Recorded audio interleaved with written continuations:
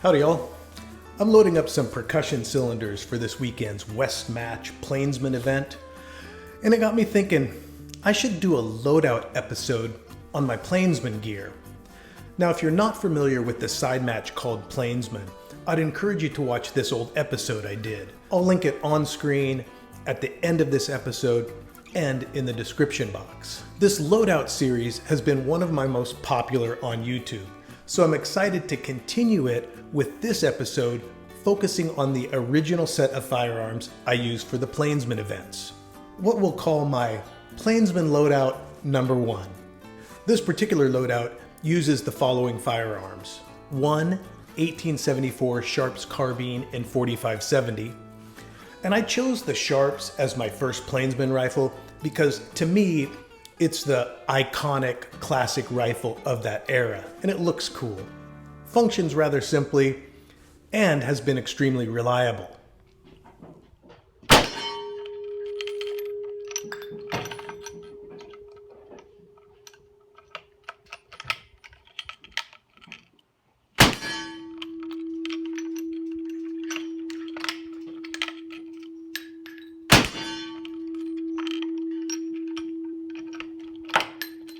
Done shooting.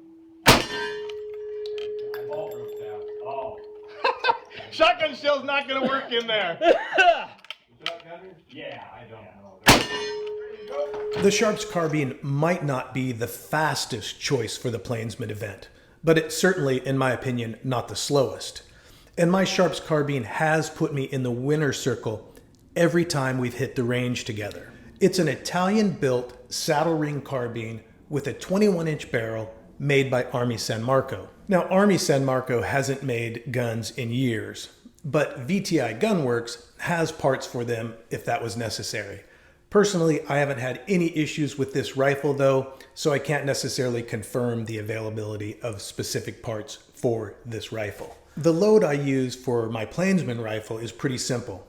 A standard Starline brand 4570 case with a big old 415 grain Desperado cowboy bullet squished right down on top of 4 cc's of black powder. No filler, no wad. It's just about 60 grains of double F black powder pushing that 415 grain bullet to the target.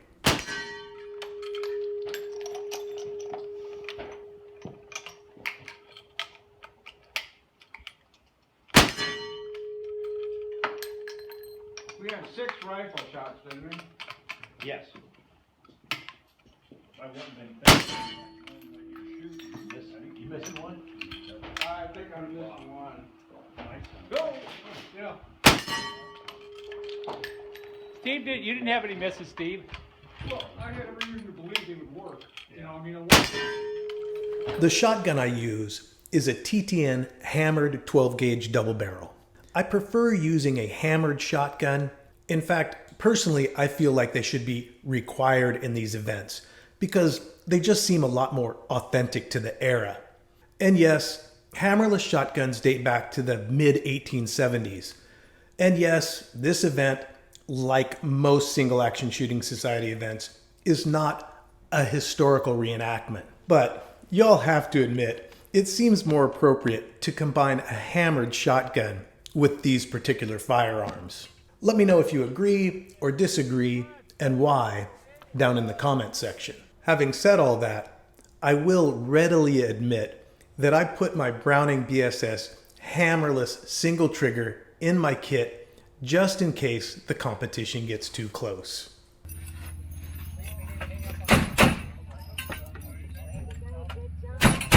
Also, Plainsman requires the use of percussion revolvers. So for me, there's only one choice.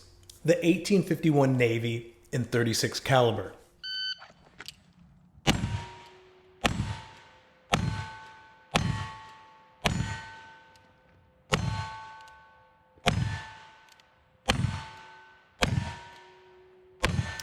And the pair that I've used for a couple of decades that have been featured on several episodes of Jedi TV are Italian-made Pieta revolvers. No work has been done to them other than replacing the factory nipples with aftermarket nipples. So that covers my Plainsman loadout number 1. Let me know what y'all think of it and what your loadout is for the Plainsman events down in the comment section.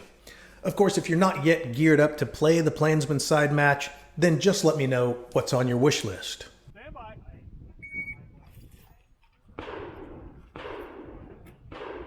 Cole Younger or something.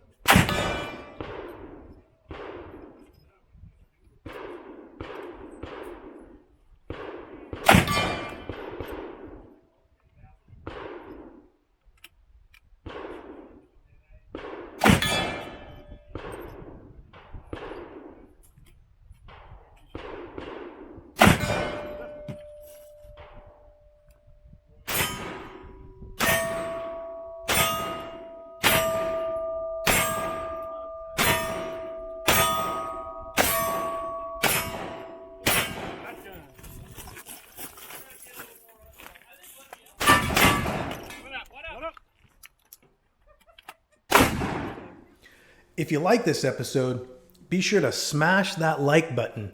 And if you're new here, be sure to subscribe so you don't miss out on any of my future episodes. You down.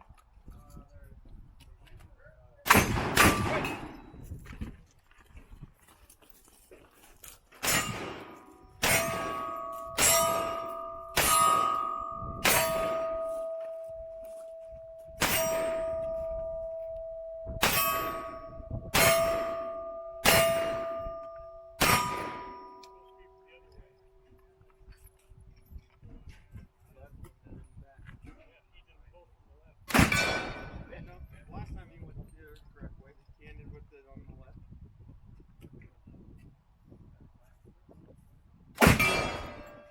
Yeah. Nope.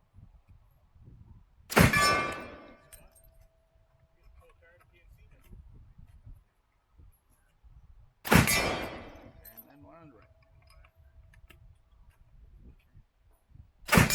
Good fitting. Hey! Good fitting. Job. Clean shooter. 6195. Now, YouTube is pretty notorious for suppressing some firearms related content. So you can support this channel and content like this at www.buymeacoffee.com/JediTV.